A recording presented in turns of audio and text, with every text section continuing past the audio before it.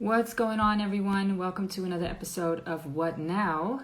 As I usually say, good morning, good evening, or good afternoon, depending on where you are tuned in from. We are still continuing. It is mid-October, and we're still going on in the pandemic, so we are still continuing the series of What Now? I still have enough guests that I want to talk to. So it's definitely going to keep continuing till probably towards 2021. So today my guest is Torae, Brooklyn native Torae, rapper, entrepreneur, businessman, host, culture preserver, anything you can really think of that has anything to do with hip hop or the culture is this man. So I am waiting for Instagram to sort out my followers because Instagram has been acting crazy lately and nobody is seeing that I'm live, apparently. Not sure what's going on. Maybe a lot of lives are going on and mine is backed up in the line for pushing through. But hey, there's one friend. Yay! There's my other friend. What's up, Dennis the chef? I miss your cooking. It's been a while. What's up, Legs? How's Puerto Rico treating you? Man, enjoy that beach for me, please. I can use a beach and some heat. I actually got my heater on today, unfortunately. Yeah. Okay, so yes. This thing is a little bit slow. I don't know what's going on. But Torae's already here. So we are ready for another amazing, inspiring talk when he gets in here. If you have questions, please put them in the question box. Let's hope Instagram is going to make me shine because I feel like today is not a good day because it's been acting crazy already. We're waiting for him to get in here. Glad Puerto Rico's treating you well. What's up, everyone? Thank you for joining. Not sure what's going on. My connection is okay. I'm not sure where it is. Every now and then it just does that. Every now and then Instagram doesn't let me go live or, gives me hiccups or errors and doesn't upload my live talks when it's finished. So now it says unable to join. Okay, let me see if we can do this again. I don't know. Maybe I should move this Monday thing because it always happens on a Monday. I think they're working on their servers on Mondays. Who knows? Oh, there you go. There I go. Yay! It's always tricky with Instagram. I'm sure you know how that is. Yeah, I've dealt with it. You know how it go. How are you doing? I'm good. How are you? I'm excellent. It's getting colder out here. How's it over there? I just came back from Miami, so it was pretty warm there. So you're good. You still got the heat a little bit. Yeah, I still got a little bit of heat on me. You know what I mean? Shorts. That's good. I turned the heater on today because I was like, I can't do it anymore. I broke down. It gets cold. It gets cold later pretty fast. Yeah, it goes straight from summer into winter over here. We don't have like seasons anymore. Right. So how are things? I'm first of all, thank you for wanting to be a guest on this special pandemic series, so to speak. It grew out a little bit more than just talking about the pandemic, but it's definitely been inspiring and motivating, having a lot of great guests. I mean, Crazy Legs was just in here as well. He was a guest. So I felt it was only right for you to be on here because you do so much. I know a little bit, but thank you for having me. We go way back. So anytime you reach out and say, let's do something, let's do it. Let's get it done. Thank you. Yeah. I mean, for me, it was kind of interesting because, I met you being a rapper and me being the journalist. And now it's like completely, well, I'm not the rapper, but I'm still the rapper, but I am also, I don't know. People call me a journalist. People call me media. I'm always done everything that I do. I've always done it. I've always conducted conversations with people. Right. I've always been a contributor to the culture. No matter what seat you put me in, I can navigate my way through it. So, I guess more people now because of the radio show and the TV stuff, people see me more as a personality or a journalist or media or whatever. But I'm just I'm just a hip hop guy. I'm just a I hip hop guy, know. contributing any way I can.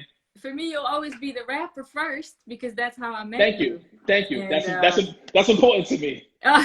that's good. Yeah. I mean, everything else, I think you definitely are good in every seat you put yourself in or where people put you.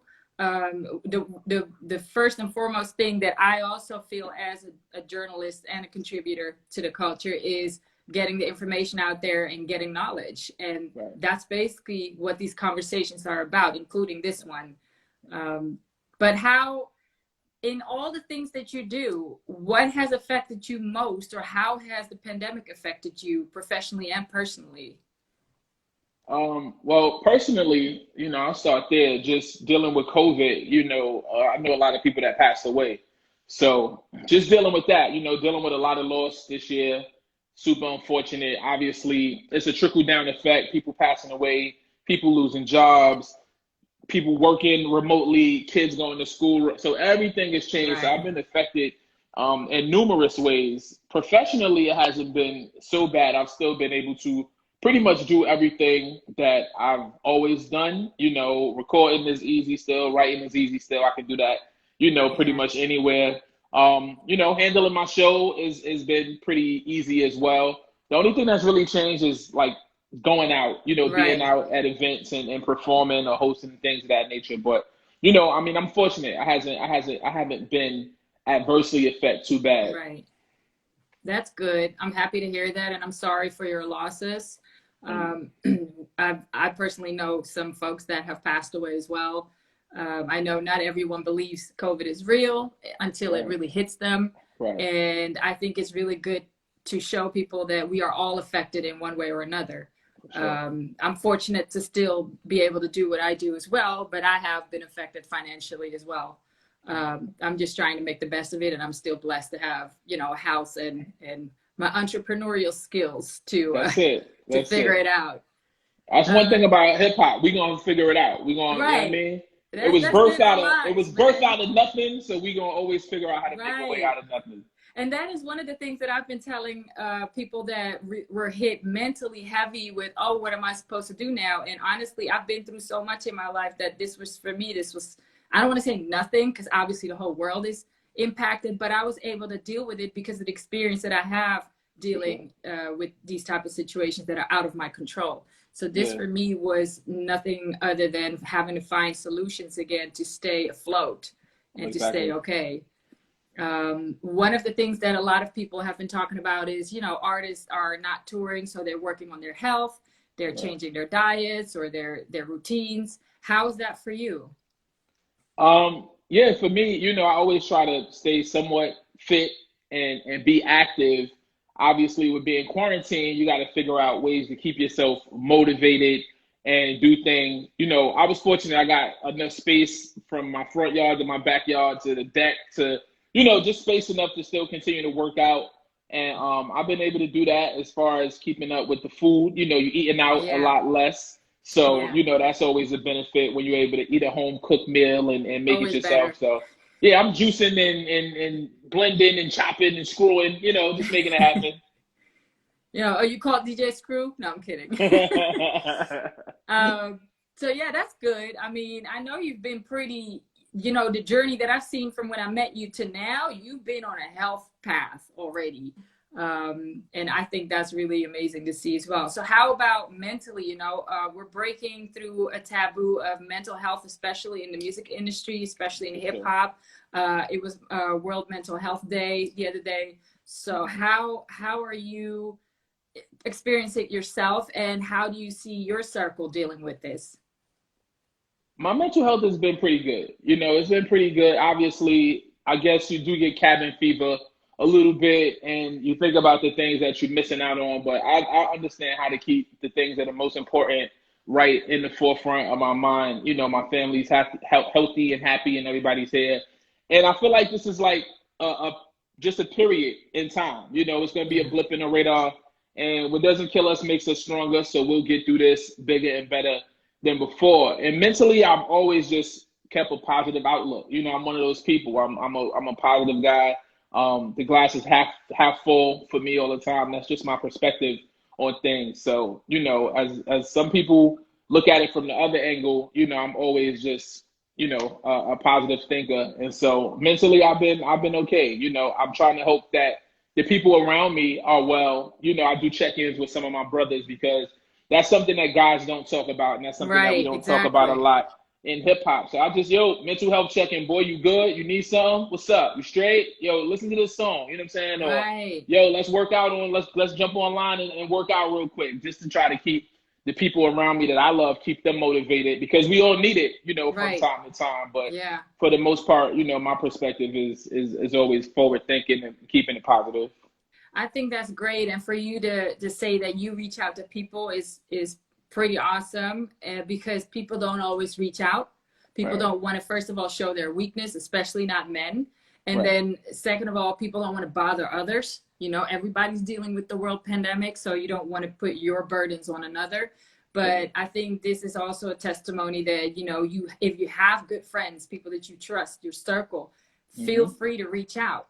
I even posted on my story the other day, hey, if you want to talk, let me know. I have, 6,000 followers. I don't know them all personally, but I felt like if somebody needs to reach out, Oh, that's dope. If my emotional capacity can handle it, because I can't always handle everybody's stuff either. Right. But you make room for that. There's certain times where you can extend that hand or that shoulder.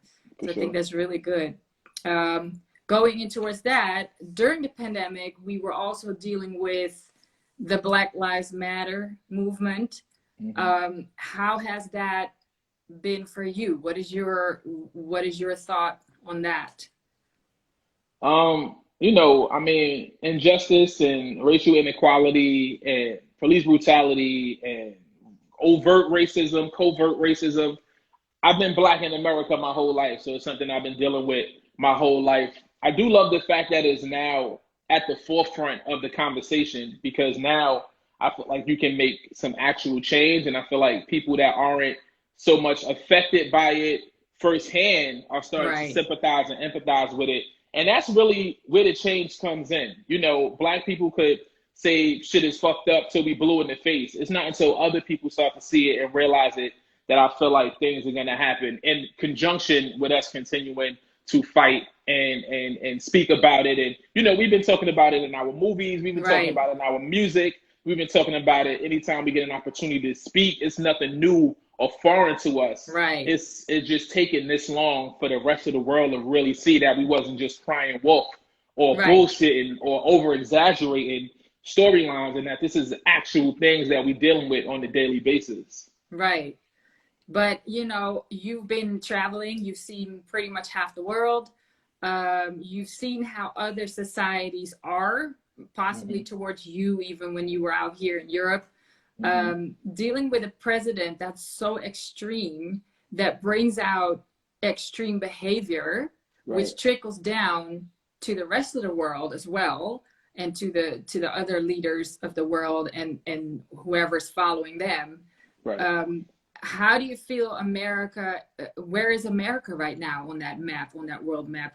For you, with your experience, your own experience, I'm not telling you to speak for every Black person in America, but where do you see America standing at this point?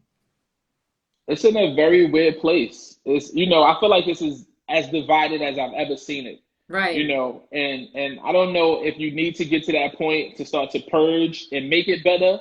If people were doing a really good job at hiding their true feelings, or if, people are being transformed and pushed into a different direction.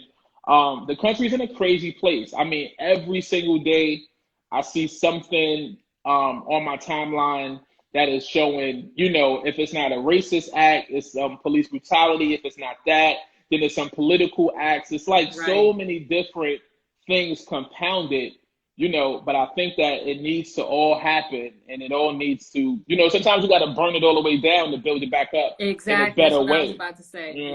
And so we've seen it. We've seen it with other civilizations. We've seen it with other governments. I always envy when I see foreign lands, outside of the United States, that overthrow the government, that stand out there and they march and they kill if they need to, and they do what they have to do to make sure that you understand that the power is with the people. You know, Yes. government is one thing and armed forces is one thing, but the people are the people, and the people do have the power. So, you know, like I said, if we got to shake this shit up a little bit to get it right, then it just needs to be done. Right. I saw a video the other day from Plies, and he was talking about him having a conversation with a white lady, and they both agreed that even if Trump if Trump wins, there's going to be violence. If Trump loses, there's going to be violence. How do you see that? What do you think? I mean, he's pretty much put it out there, you know, in the debate. You know, I think there was a lot of messages and the words that he chose to use and the things that he chose to say. Him not denouncing white supremacy, but instead telling guys to stand by. You know, these words weren't just uttered out. You know what I'm saying? Like these are words that were used very, very intelligently and with meaning. And I think we're gonna see it. We're gonna see it. So the thing that social media has done for us is it's made the world a much more transparent place. Yes. So anybody with a phone and some phone service or some Wi-Fi can put it in their face and say a bunch of shit. And if it's really on your heart and in your mind, you can get it out there to people who feel and follow the things that you believe in. Right. But we've been able to see it, you know, just like I see people fighting and marching for equality and Black lives. I see people out there ready to strap up and go to war, you know, to uphold what they believe is correct, you know, in their supremacy or protect, you know, whatever liberties and freedoms that they think they have. So I've seen it on both sides. I hate to be negative in it, but I do feel like we are going to see some of it spill out into the street no matter what happens on election day. Because that's what you said. Like, sometimes you got to break things down in order to build it back up. Do you think there's a possibility that there's going to be a civil war or American society is going to be broken down to that point? There's a possibility. There really, really is. I feel like I know me and my people and people with like-minded, we are fed up. We're fed up. Right. And even with this last batch of marching and protested, as much as I commended everybody that went out there and did it, and I donated, you know, my resources, I didn't go out because I'm tired of standing out and marching and holding up signs. I've done it. I've done it for years. You can, you know, you can go back. It's been documented. You can see it on my social media. In 2019 and 2020, I was sick of it. And I said, listen, when are we going to do something different? Because that's not working, you know? And so I do feel like we might have to sacrifice, you know, some of the things that we need to sacrifice in order to make it better. You know, I got kids, and if they have kids and they have kids, you know, you got to think about future generations, you know, just like the generations before had to do it for us. So that you and I could even meet. Like, we wouldn't even met, right? If it wasn't for people that went out there and fought, you know, for equality and freedom and the right to travel and the right to be human and not 3/4 of a citizen or 3/4 of a human being. So agreed. I'm ready to go. I'm ready to go, you know, and I say that, and I'm not trying to sound cool or super brave. I got people I want to be here for too, but I do understand the magnitude of where we are. And if that means that some people got to lay down so that the rest of things is set in place, then it's just what it is. Well, we all know that it's not going to change overnight. It's not going to change next year. It's probably not going to be changed in 5 years. This is going to take a long time. So we have to have a long breath. And you know, when you see people talking about, I'm tired, well, you know, like you said, you've been tired. You know, people have been fighting for this for decades, centuries even. So, you know, it's going to be a long fight. I honestly, I have to say, I'm happy I'm not in America. In case that after November, whatever 6th or whatever it is, the shit goes down. I'm sorry. I'm happy I'm here. I'm sorry that the planes don't really go. So people, you know, I'll offer my place as a refuge, but you know, it's very small here. Shit is gonna hit the fan, and I think people should be prepared for it. As unfortunate as it is, again, I think that is just a necessary evil, you know, that has to take place. But you know, it's happening over here as well, because we're approaching December 5th, which is our national holiday that usually traditionally has blackface caricature in it. And so that's been a war over here every November till January. And so I have a feeling that with everything that's been going on this year, it's going to be an actual war here as well. Like I'm scared, not literally scared, like I'm shivering under the covers, but I'm literally scared there's going to be stuff out on the street happening, because it's been happening. Last year it's been happening. You know, people been violent, protesting violent and pro Black Pete, anti Black Pete. So it's probably going to be a little bit worse this year because of what's been happening. And people have been on the edge because they had to be locked up. They have new rules. They're sick. People are dying. So people are on edge already. Absolutely. It has a lot to do with the tensions that are now in the air. Everything is compounded. It's this is one of those times. This is one of those times that, like, when we were in school, we read about these times, right? But now we're living through it. And generations after will read about 2020, and they'll read about, just the outward support of Black lives and, the opposite of that. And they'll read about a president and his beliefs and goals and the opposite of that. And they'll read about a pandemic, a global pandemic, just like we read about the Boston Tea Party or, the other things that we had to learn about in history. This is now a part of history of the world. Well, what's interesting is that you and I both have histories on your side and on my side that are only portrayed from one point of view. Very true. So I'm very curious how this particular time that we're living is going to be portrayed in history later. For sure. Very curious about that. I think it depends on who tells the story, because what the advantage that we have now is that things are a lot more transparent. Because I can see what's happening in Amsterdam by just following, I can see what's out there, Izzy, right? I can see what's going on in Switzerland just by following certain people. So you can't lie and tell us one thing, or you can't paint the story one way. We actually see it with our own eyes and hear it with our own ears. And as long as there's some type of documentation of what's happening via social media, then the stories can't be so blanketed and told one way as they've been told, as history has shown us, one way for a really long time. Plus, we do have more people of color in positions of writing the books, or for sure. And women as well. Education, yes, important, exactly. Sure. Yeah. So I think but I'm still curious to see how that develops. Hopefully I'll see that still. I don't know how far into the future I have to go to call this history, but we'll see. Okay, thank you for giving us your thoughts on that. I don't want to keep this too loaded, because I do want to go into the man Torae and everything that you've been doing, because I'm here to talk to you and provide all the people with some inspiration and motivation. Like I said, I know you as a rapper. What was for you the turning point where you were like, I'm going to just do this 24/7. I don't want a regular job. I want to do what I love to do, my passion, whether it's rapping or being part of the culture, whatever. For sure. It's a very specific time. It was 2016. Wow. It was 2016. You're the first.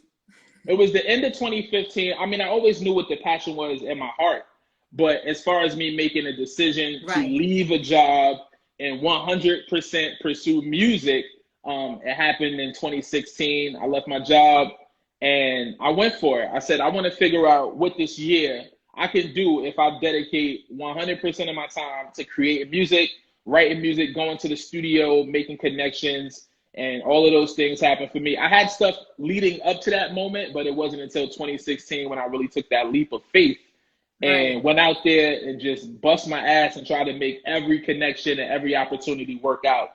And it worked out a little bit. Yeah. It was a great decision. I think it's interesting that, first of all, the year. I said 2016. I'm bugging. I meant to say 2006. I was about to say. Yeah. That's just 4 years ago. Right. Yeah. I meant to say 2000 and wait, am I really bugging? What year was it? No, now you got me confused. 2006, right? Yeah, 2006. Okay, Yeah, so that makes sense. because I was about to say, first of all, you know the year, which I still think is great, whether it's 16 or 6. Definitely 6. But then, but then I was gonna say, wait a minute. When I met you, I thought you were doing this for a living. Yeah, so you've been having a job all this time? Okay. No, yeah, it was 06. You know what's so crazy? Like to think that we in 2012, you know, is like nuts. I mean, 2020, right? Is nuts for me because I'm always like losing that 10 years, you know. But yeah, it was. Why do you think that is? I don't know. It feels like 2020 always seemed like it was so far away. Yeah, that's because the movies in the 90s told us that. Ooh, 2020, we got flying skateboards and robots and you know. It always seemed like it was like the future, and now it's like right now. And we still not flying on skateboards. A little bit. A little bit, yeah. Not really.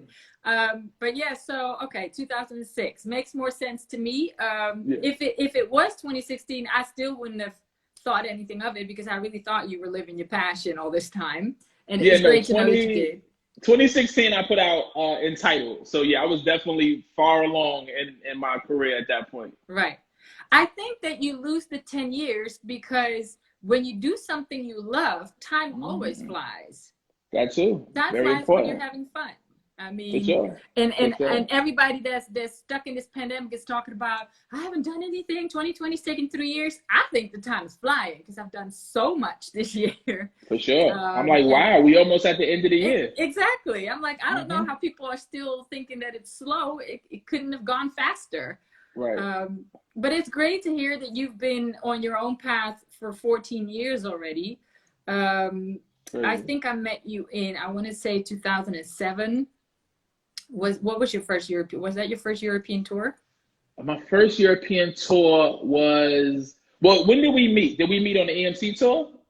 We did. We did, right? And then you came back with and then I came back with Marco and Rusty. Exactly. Yeah. So I think that tour was in 07, 08, if I'm not mistaken. I think so. Yeah. That was right. I did meet you there for the first time. I totally forgot about that one. Yeah. Oh my God, that was such a great tour. I could sing along all the songs. I went to all the shows they had in the Netherlands, and we saw the whole, you know, it was a whole entertaining, you know, show. So we knew exactly what was going to happen at what time. It was so great. Super fire. Boogie Down Breda, right? I remember that. Yes, exactly. Yeah. Oh my God, that was awesome. Man, I miss those times. I feel old now. Good time. Yo, traveling, you know, getting out to see the world and performing and meeting people that love hip hop from different cultures and different walks of life and in different countries. You know, as I get a chance to take it all in, because when you're living through it, you're just going through it. But now when you get a chance to reflect on it, you really realize how amazing it is that some guys from New York or some guys from Brooklyn, you know, could impact people, all over the world and get out there and perform and meet them and take photos. It's really like a super blessing. Yeah, I can imagine how humbling that feeling is when you come out here for the first time and people actually sing along to your stuff and want to take pictures. I know. And then for us, you have to realize, for people from over here, the small ass Netherlands, when I first set foot in New York, you know, the birthplace of hip hop, that was, for me, it was just such an overwhelming feeling. You know, that city just breathes hip hop. You can just smell it. You can just, the vibe. Like, I know some hip hop fans and lovers that have never set foot in New York. I'm like, how can you not try to at least have gone to New York? Because it's such a different feeling when you love the culture. And then you see the culture. And then I went to shows out there. I went to all the venues out there. And, you know, I've seen some shows. And it was just, I can't even describe that feeling the first time I went to New York. Super dope. You know, right. Getting out here and like, wow, this is the Bronx. So this is this place. So this is, this is where they talked about this. So I heard about this on this song. Right. You know? Exactly. Oh, I seen this in the movie. I gotta stop. You got your whole little tour set out for you to see all the places and from the movies and and from the videos. It's just, that was amazing. And I do recommend anybody that had, the pandemic, so the flights aren't going. But now you can't move around as much. Now I'm happy I did that. Right, I'm about to say, now you're like, damn, I should have did it. Yeah, exactly. We don't know when we were able to do that and in what capacity even. Right, for sure. You know, and that is something that obviously we both miss, the shows, the tours, you know, not just for the income and the finances, but just literally for the atmosphere, for the vibe, for the, you know, to see different parts of the world. You know, yeah. I remember my first few tours, I would be in and out, you know, in the city. You know, you get to the venue, you do sound check, you go to the hotel, you get a little sleep, you get a little food, you Yeah, perform, get out and then again. you right back on the van, Right. right back on the bus to the next place. So, you know, as we got a chance to tour places over and over again, every little bit, you know, of time that you had a downtime or off day, you would try to get out and see the city. We went sightseeing with you. We went Yeah. around, you know, we went around just a little bit just to We catch went some of the everywhere, yeah. sights. Well, For that sure, was for I sure. think that was at night. Was it? Was it during the day? I can't remember. I don't know. I feel like we hung out a few times, Faye. Yeah, we did it a few times in Yeah. Amsterdam and I think in Breda. I think, yeah, wherever we were. Yeah, I took some, you know, my memory's old too. Like, But you would always come out. Like you would yeah, always come out to the various shows, whether we in Amsterdam or yeah, wherever. Like you would be there, man. So like always take my hat off to you. All the real hip hop lovers that really not just said it, not just posted about it on MySpace, but really right. went out and did it and lived it and became friends with a lot of the Yeah, artists that you listen to. You know, like I listen to you. I see Ben is here from the UK. Like I said, Izzy is here.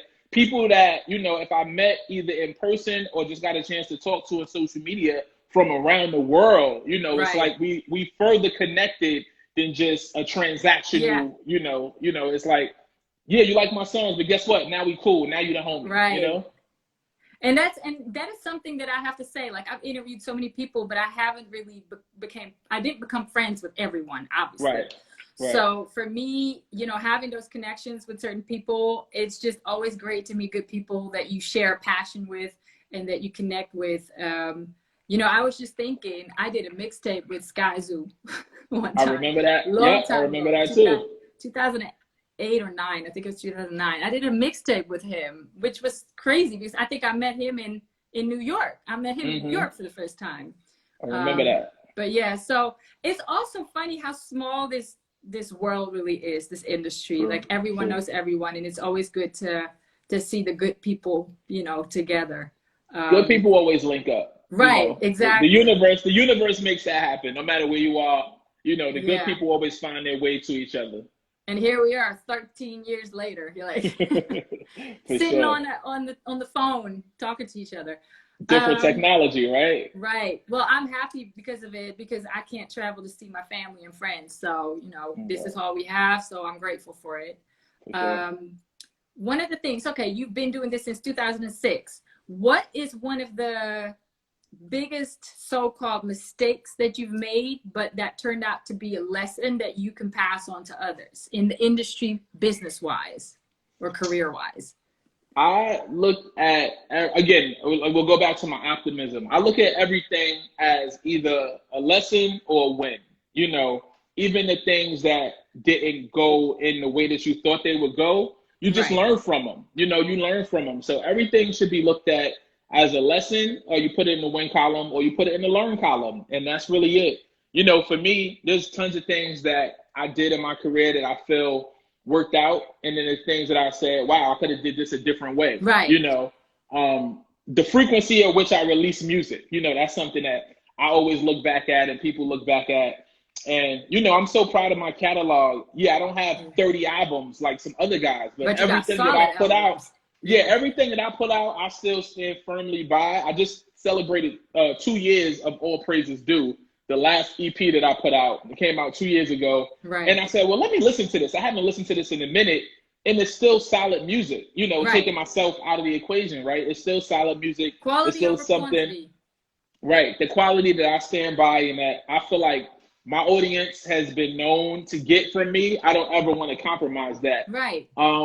Outside of that, you know, it's just you gotta set out on the path to know exactly what you want, what you're trying to do. And once you figure out where you're trying to get to, then you can figure out the route you need to take to get there.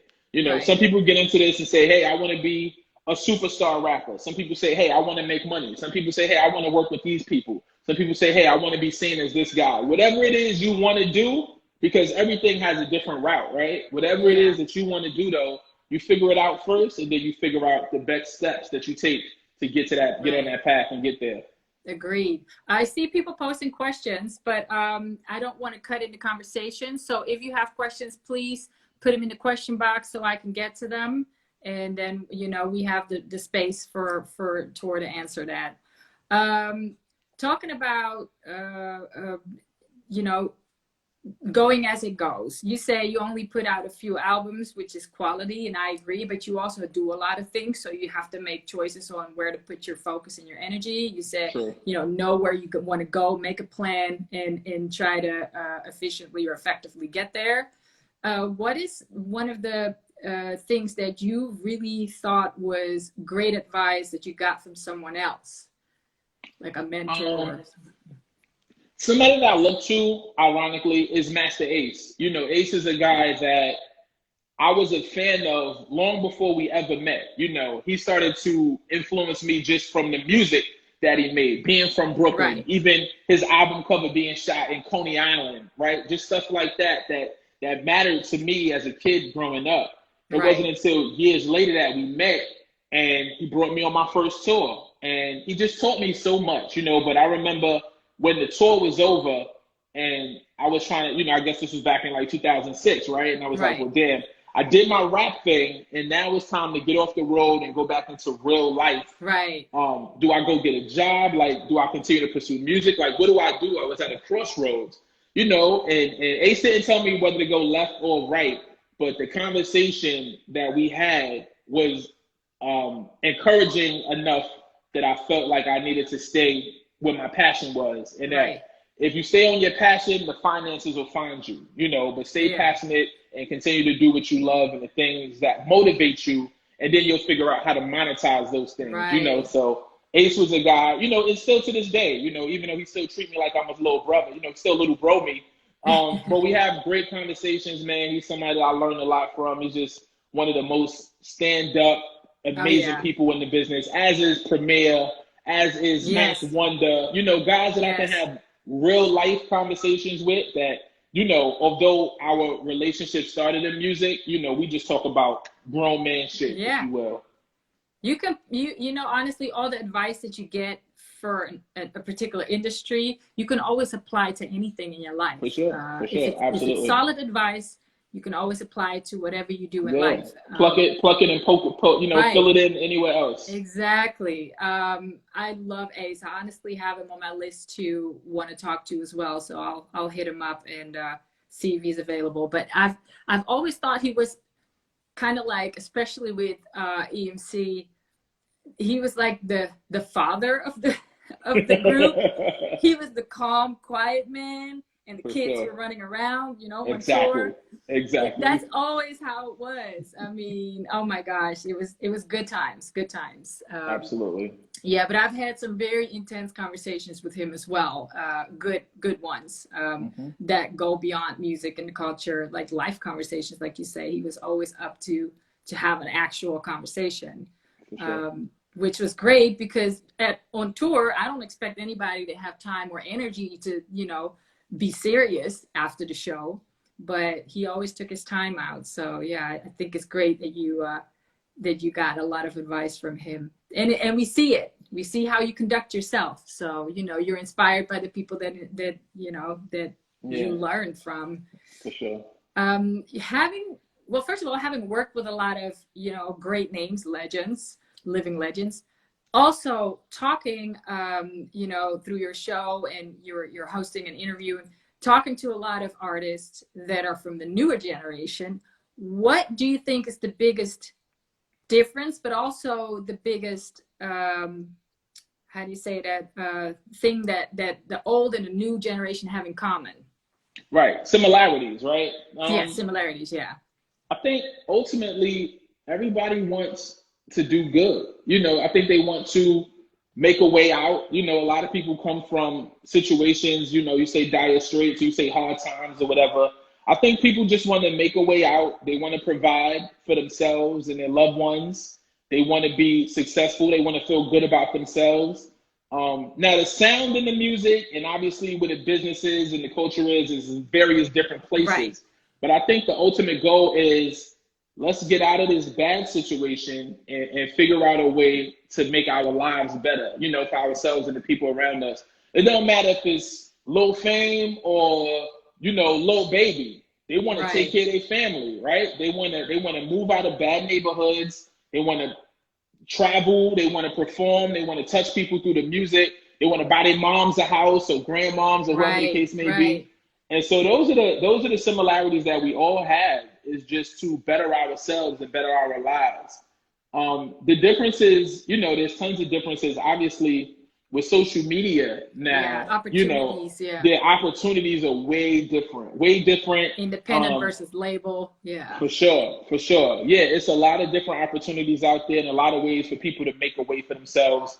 More so even than when I came in, and definitely more so than 10, 20 years ago, you know. So just looking at the way that the technology continues to evolve, it opens up different ways. Also, there's a lot more information out there, you know, for people that don't want to get into a record deal but want to really fully understand how to run an independent company. You now have the Master P's and you have the Jay-Z's and you have just various, you know, you have the Toraes, right? Little Brother. There's guys who've done it independent, MF Doom and Tech Nine. You know, there's been so many guys who've been able to do it and be successful independently. So you can kind of now follow their blueprint. And again, like I said, it's about figuring out where you're trying to go. If you want to be a superstar, there's a path to that. If you want to be financially secure as an artist, there's also a path to that. You just figure out which way you want to go. You know, so those are some of the opportunities that are available for the newer generation that I think is dope. Yeah, I think so too. And even working with other people, you're just an email or a DM away. When back in the day, you had to hustle to find the label or the management or whatever. Because I remember, you know, I'm bringing this up often in these talks, MySpace, people were all like, you know, oh, MySpace, blah, blah, blah, it's stupid, and the people only thirsty on there. I got about 80% of my interviews back then out of MySpace. Because when I figured out somebody was coming here, I was going on MySpace, hitting them up, hey, I see you coming over here. And, you know, that's how I did it. Because I figured out that artists were actually behind their own accounts at the time. A lot less red tape, a lot less management, a lot less labels and people getting in the way. I mean, I used to stand outside the radio station for hours to try to give my CD to like DJ Clue, you know, like, or DJ Self, or just, you know, Funk Master Flex. You would have to physically find the radio station, get there, and then you would have to stand outside until you saw them coming in or out. So for somebody to be a DM away or a link away, they're over here right now, or they're coming to my city. You couldn't really do that unless it was a promoted show on a poster outside, but you couldn't find it online. There was no online. There was no online. No. You had to be on a line outside in the world. So one of the things that I used to hear in my interviews back in the day from rappers mainly is that dudes are more annoying as groupies than women because they're always there with their beat tape or their mixtape or trying to rap in your ear as you're walking through the crowd. And I remember going to Fat Beats in New York for the first time, and there were like tons of people outside trying to sling their mixtape to me. And I'm like, I just want to go inside. You had to like fight your way through like 10,000s of guys trying to... Those were good times. Those were good times. So do you think I'm sure you get a lot of people in your DMs now. How do you deal with that? How do you navigate your DMs? I don't. Never check them. Do you have an assistant for that? No. I mean, there's people that have access to my page. I don't check a lot of them just because of the frequency that they come in, you know. But if I do happen to go through them, and I try to get through them like maybe monthly or whatever, I go through them. But it's always like, it's really easy to delete something off the approach. Yo, you gotta hear this. Nope. Right, same. Yo, you know what I'm saying? Like, it's always in your approach, you know, and that's not me being any other way but professional. Right. You know, I agree. like, it's not being big-headed. It's not thinking I'm too good. have I missed some good shit? Probably. Have I avoided a lot of bullshit? Absolutely. Right. You know, it's the way that you go about holding a conversation with somebody. Right. It's the way that you go about presenting yourself and presenting your music. You know, make it easy, make the conversation respectful. Don't tell me I gotta listen to this. Don't tell me it's, you know, like, it's just, I get so much of it. It's really easy to just turn a blind eye to it all. So, you know, it's different ways to go about it and meeting people. You know, DMs, a lot of DMs. Oh, my shit always stay 99 plus, so I don't even look. Oh my God. I would have anxiety because I can't stand those notification things. I turn all that shit off. I would have to. I get a lot of stuff in my email and DMs like check me out or check this. Not even a hello. Not even a hello. Like they didn't even take the time out to say hello to me. Or hey, how you doing? 2 letters. You know what I mean? Yeah, I'm dismissing that. I used to take the time out to send a link to an article I wrote about networking. I even stopped doing that. I don't answer to that anymore. I don't have time for that. So the advice here is learn how to properly network and build relationships, because it's more than just getting your music heard. Even if your music is good, if your approach is wrong, nobody's going to work with you.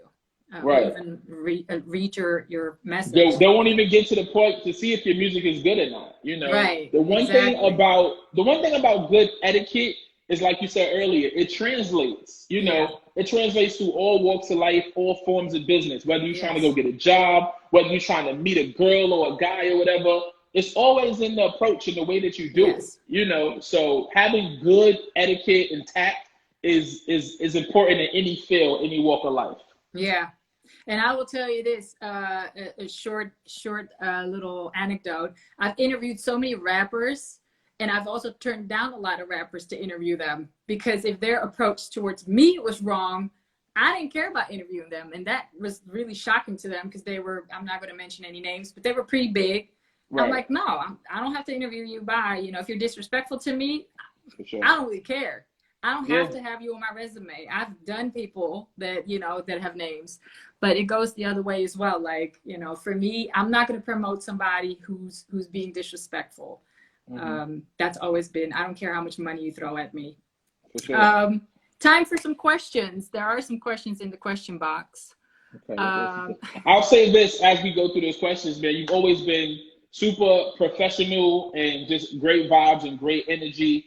And, you know, our thing has always been like this. You know, I know people go on the road and they looking to smash everything, but it's always just been, man, I think you'll have a longer lasting, more effective relationship, rapport, opportunities. You know, just like so many things come from not just looking at the opposite sex as some sex, some shit to do. It's like you could be blowing an opportunity to make money or have an illustrious career or building a super bond just because you in it for the one thing. And just looking at it from a really, really jaded lens. And for me, it was weird because they were dealing with so many groupies. Like, I'm just a journalist trying to get my interview. Don't worry about me. Like, there's lots of women. There's tons of girls out there just for that. Exactly. Do your thing. They're throwing themselves at you. But then I have to say, not to toot my own horn, but as soon as they heard me having knowledge and actually having a conversation instead of just asking questions and getting answers, that was what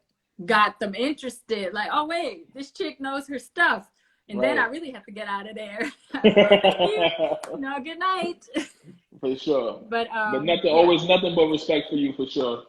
Thank you. And the same to you, because you never disrespected me ever.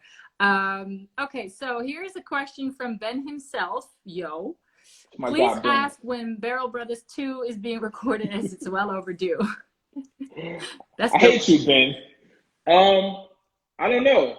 I'll tell you this. Skazu and I, we talked, you know, as he recently had throat surgery. And so I just made sure that I text him. You know, he couldn't talk, right? So I made sure I text him at least once a week just to check in on him. And, you know, our relationship and time that we spent together is past just making songs. You know, it's deeper than music. If we did 100 songs together, or if we never did another song together, it wouldn't change anything.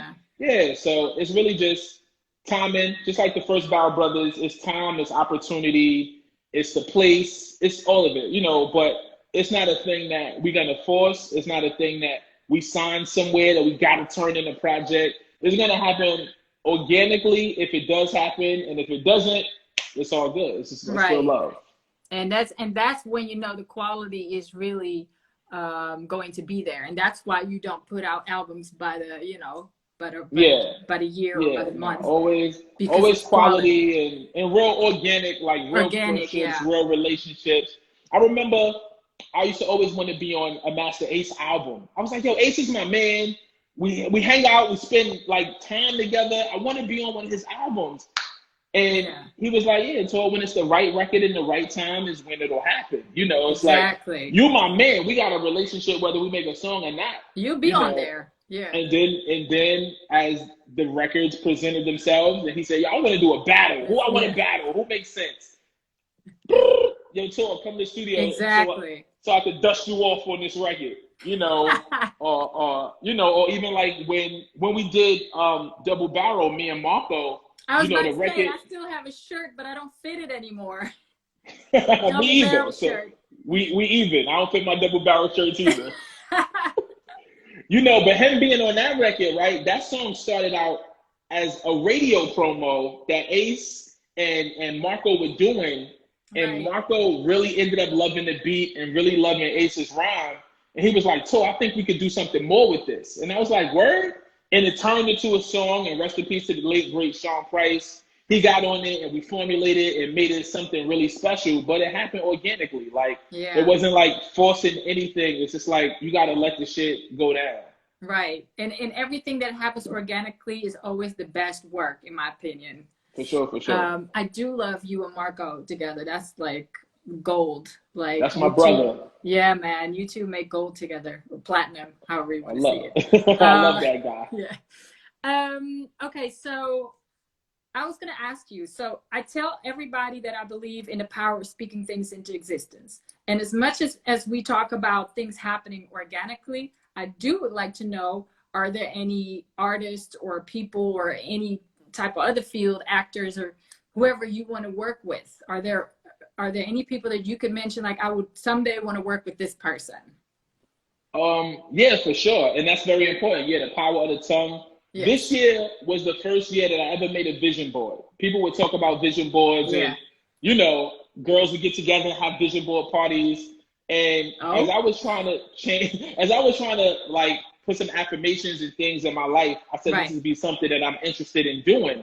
And so I took the time to make one. And as I look at that vision board, and even during the pandemic and even during lockdown, I was still able to accomplish so many of those things is amazing. So I totally understand the power of the tongue and affirmation and putting things out there into the universe. With that said, I'm going to work with Beyonce.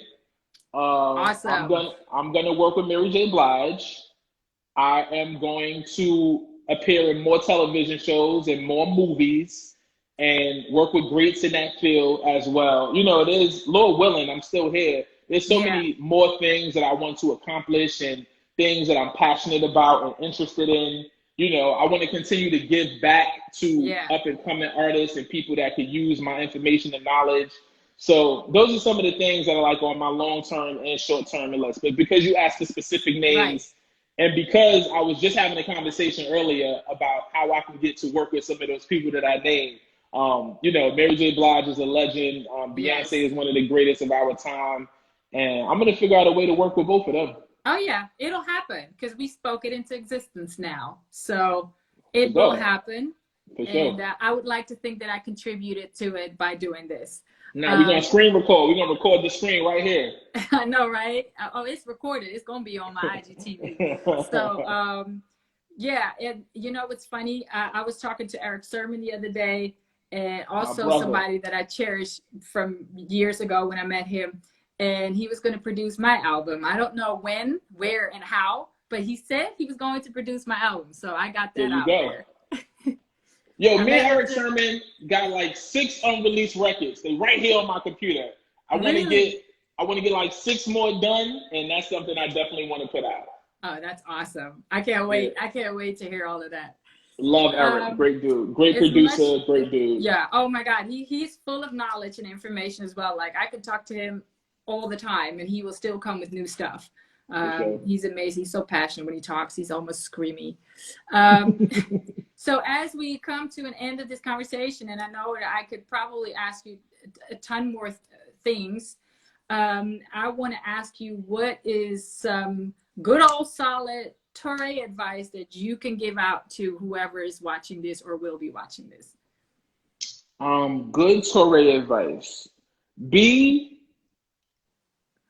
honest with yourself and what you're trying to do. No matter what you want to do or how you want to do it, be honest with yourself about it. Don't do it because it's trendy. Don't do it because your mama wants you to do it, because your baby mama wants you to do it, or anybody else. You know, be honest with yourself about what you love, what you're passionate about.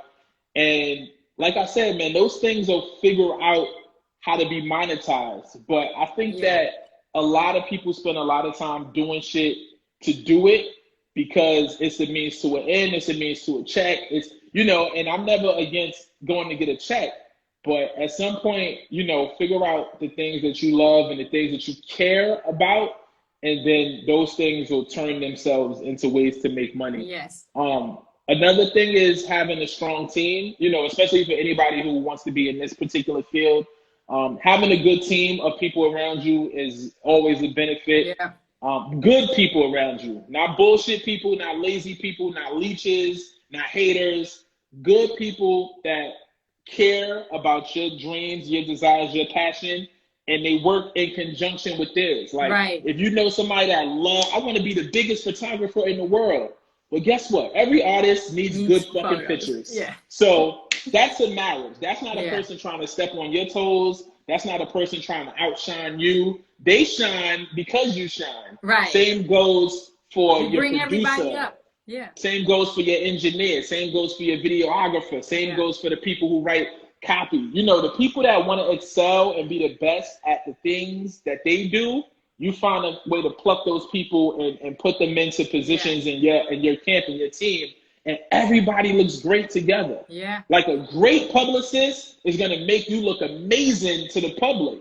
And that's what you want, because as an artist, you need to have as much good press as possible. And in the press, they're going to need those good pictures, and they want to talk about those good songs. So, you know, just figure out how to build a solid team of people that are passionate and desire, but they believe in you, and you got to believe in them equally.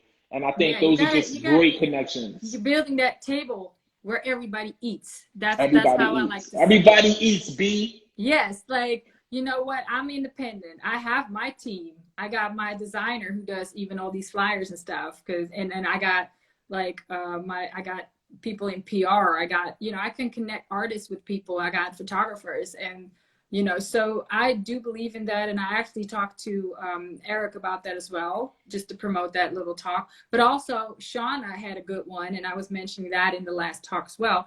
Don't always put your friends in places in your career where they don't know what they're doing just because they're friends. That's the worst thing you could do. Yeah, and I understand that you want to help your friend come up, but unless they're skilled in the role that you assign them to, don't do it. You can help your friend in other ways, or you can be their friend, but don't always bring your whole friend team in your career, because that you put them in positions to learn. And one thing about anybody who's passionate or anybody who has a desire, they'll figure it out. Right. So I got my man, you know, he wanted to be my manager, right? I was like, you can't be my manager because you're not as skilled as I need my manager to be. Right. But you can come with me everywhere I go for 4 or 5 years and learn and learn and learn. And guess what? That'll make you an amazing manager to the next person. You know, it's just about putting people in positions to win, you know, and not be a detriment, but be an asset. But also, don't mistake somebody wanting to be your manager for maybe somebody wanting to ride on the same fame with the groupies. Because I've seen so many managers, friend managers, that don't have the skill to be a rapper or a singer, so they want to be somebody so they can enjoy the fame as well. But yeah, before I get the countdown, that was my little advice. No doubt. Thank you so much for this great and amazing, inspiring conversation. Thank you for taking the time out. And yeah, I hope to talk to you soon again. Let's catch up aside from this, because I may actually have some interesting business for you as well. For sure. That's always I'm always here, Faye. Thank you so much for having me, for being a real lover of this culture of ours, and for always just doing, whatever it is you could do to help promote us overseas, and just, just dope shit. Like, you just like super dope. As knowing you for all of these years and seeing like adversity and things that you've even been able to overcome, just a testament to how strong and how amazing you are, man. So it's nothing but love for you. Thank you so much. I appreciate that a lot. Oh, I'm about to cry. Time to cut this off. Thank you again, and I'll talk to you soon. No doubt. Peace out. Thanks for tapping in. Bye. All right, people. Thank you so much for tuning in, and I'll be back next week with Charlie Tuna. There's no live on Wednesday, so I'll be back on Monday with the great rapper Charlie Tuna, an artist. See you guys then. Stay safe.